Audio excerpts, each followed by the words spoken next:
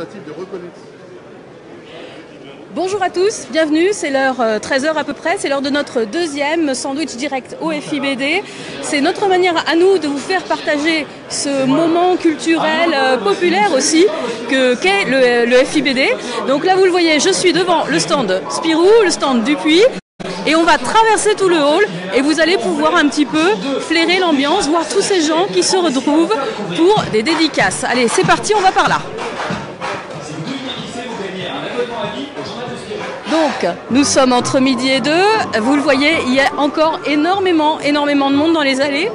Les dédicaces sont en cours, comme vous pouvez le voir ici sur le stand Canal BD Librairie, qui est une librairie en ligne, où les auteurs continuent de signer inlassablement pour leur... Et c'est pas du tout le stand dont je vous parlais, c'est le stand Les Bulles dans l'Océan. Bonjour. Et des pays d'outre-mer. Bonjour. Et qu'y a-t-il sur ce stand? Qui peut-on... On va voir monsieur là-bas. Ouais. Bonjour. Bonjour. Nous sommes en direct sur France 3 pour un Facebook Live et on a fait un arrêt sur votre stand parce qu'il y avait encore des dédicaces en cours. Oui. Est-ce qu'on peut vous demander qui peut-on rencontrer ici en ce moment? Alors, les auteurs des Bulles dans l'Océan, de l'océan Indien. Donc là, vous avez Cyril, Antonio, Doua, Pov, Motus, Toj, Rafale et Liv. Voilà. Alors, tous ces auteurs sont issus des Outre-mer 90%. Mais je publie des auteurs de l'océan Indien qui sont libres de leur sujet parce que je ne suis pas dans une démarche identitaire exotique. Et après, les projets qui viennent de l'extérieur, il faut qu'ils aient un lien avec l'océan Indien. Voilà. Et vous êtes là pendant toute la durée du salon? Oui, bien sûr. On va pouvoir venir vous voir. On va passer derrière, juste pour montrer un petit peu le travail des auteurs qui sont actuellement en dédicace. Alors, de qui s'agit-il, là, le premier? Là, c'est Cyril. Hein. Cyril qui fait des comic strips. Hein. Donc, à l'île de la Réunion, on a aussi des gens qui font du comic strip. Hein. D'accord. Voilà. Et le suivant? Le suivant, c'est Antonio. Alors, lui, c'est un Italien, mais qui travaille sur une histoire qui se passe à la Réunion. Donc voilà. Et après c'est Doua. Enfin bon voilà, je voulais. Il y en a effectivement une dizaine qui sont actuellement en dédicace. Merci beaucoup pour ces éclaircissements. Nous on traverse toute la bulle, donc peut-être à une prochaine. D'accord, avec plaisir. On quitte le stand, alors vous voyez il y a beaucoup de stands collés les uns aux autres et du coup j'ai fait une confusion, donc je précise, c'est bien les bulles dans l'océan dont il s'agit pour ce stand en particulier. Donc là vous voyez, on arrive près d'un très gros éditeur, ce sont les éditions Glénat et autant dire qu'il y a du monde pour les dédicaces. C'est peu de le dire puisque on est passé ici il y a 5-10 minutes, il y avait 2 fois moins de monde. Donc là on sent que les gens vont attendre leur tour. Pour les dédicaces de différents auteurs, François Bouc, Peter Tomasi, Yann Bertman, Dave Mikan, Eric Chabert, Flora Grimaldi, enfin vous voyez, il y a énormément de monde. Ça demande un petit peu de discipline et aussi énormément de patience, vous vous imaginez bien. Vous avez autour de nous là encore plusieurs éditeurs. Vous verrez, il y a énormément de BD. Selon l'organisation du festival. Alors ça ne concerne pas que cette bulle, ça concerne l'ensemble du festival, mais il faut quand même savoir qu'il y a 400 tonnes de bandes dessinées qui sont acheminées à Angoulême en fait pour le festival. On continue un petit peu notre tour.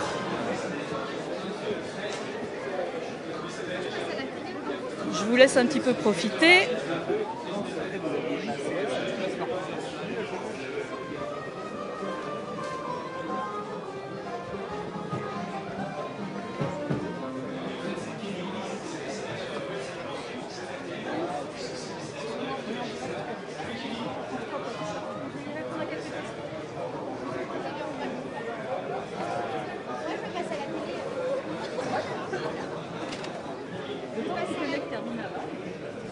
Alors vous voyez, il y a énormément de monde qui attend et puis il y en a aussi qui sont là et on va leur demander pourquoi.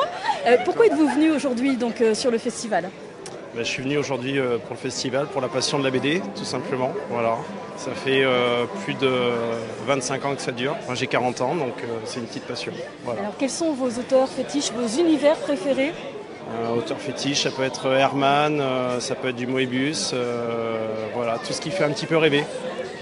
Qu'est-ce qui c'est votre première fois sur le festival ou vous êtes un habitué entre guillemets? J'ai la chance d'être un local, donc forcément. Vous êtes d'Angoulême, je suis d'Angoulême, donc effectivement, chaque année, dès que je peux, je viens. Voilà. D'accord.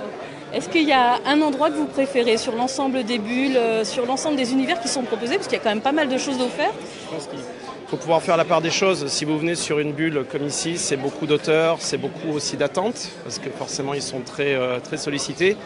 Et après, il faut aller voir un petit peu sur d'autres jours, si on a la chance de venir sur plusieurs jours, d'autres bulles pour découvrir des expos. Je pense que c'est intéressant aussi. Alors maintenant, qu'est-ce que vous allez faire? Nous, on va continuer, mais vous faites quoi maintenant? Je vais attendre longuement pour mon auteur favori, Herman, à qui j'ai ma première BD, c'était par cet auteur-là, Herman, il y a plus de 25 ans. Voilà. Donc c'est la réalisation d'un rêve de gosse un petit peu quand même. Un petit peu, tout à fait, exactement. Eh bien, on vous souhaite un bon rêve alors. Merci beaucoup. Et bonne journée. Merci. Et nous, on va poursuivre. Je vous laisse passer devant. Moi, je vous suis. Donc, vous voyez, les petits bonnets Spirou de chez Dupuis sont de sortie. Toujours beaucoup de monde. Des poches avec des BD aux mains pour 50% des personnes présentes dans la bulle. Et toujours cette patience. Alors, je ne vous cache pas qu'on a croisé pas mal de gens qui mangeaient leur sandwich. Hein. Peut-être comme vous en ce moment. Le temps de l'attente derrière les grilles. Donc là, on est de retour sur le stand Glénat. On va continuer un petit peu. Pardon.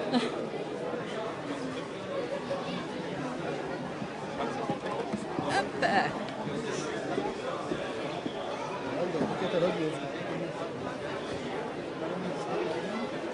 Donc vous voyez, les éditeurs se suivent. Glénat, plus loin d'Argot, plus loin rue de Sèvres. Et donc la particularité évidemment du festival, où là on est plus dans une configuration finalement de salon du livre. Hein. On est là, on fait la queue avec son livre où on l'achète juste avant de venir dédicacer. Et on attend pour avoir la dédicace, le dessin, le croquis, la signature de celui qui vous a fait rêver, qui nous a fait rêver sur tel ou tel album. Là vous voyez, on est devant une maison d'édition, on voulait vous montrer un petit peu le planning des dédicaces, parce que ça, toutes les maisons en ont devant leur stand, l'ensemble des dédicaces qui sont prévues, auteur par auteur, heure par heure et album par album, pour l'ensemble du festival. Ça fait déjà un petit peu de monde, ça demande énormément d'organisation pour tous les éditeurs, hein, pas seulement pour celui-ci, car tout est réglé comme sur du papier à musique. On continue, on longe les éditions d'Argot. Donc vous voyez, un petit peu moins de monde chez d'Argot qu'il y en avait chez Glénat il y a quelques minutes. Mais l'attente, c'est un petit peu le maître mot quand on est ici. Et puis je vous cache pas aussi la chaleur, parce qu'il fait bien chaud sous cette bulle. Je ne sais pas comment les gens qui ont gardé leur manteau au fond, mais c'est vrai qu'il fait bien chaud. On va avancer. Bonjour les enfants. Donc tous les univers peuvent être représentés ici. La particularité, c'est que ce sont les principaux éditeurs, hein, les Delcourt, les Dargaud, les Casterman, le Lombard, qui font les grandes maisons, entre guillemets, hein, c'est pas pour dénigrer les autres, hein, loin de là, mais voilà, qui ont les plus grosses ventes de bandes dessinées à leur actif, avec des stands plus ou moins grands. Et là, vous voyez les enfants qui ont leur bonnet Titeuf. Titeuf qui fête cette année ses 25 ans, le personnage de Zep. Et il y a d'ailleurs une exposition qui lui est consacrée en ce moment, place de l'Hôtel de Ville, à Angoulême. On va continuer un petit peu notre... Bonjour, pardon. Bonjour. On va continuer notre parcours. Déjà un petit peu moins de monde ici, hein, sur cette partie du festival.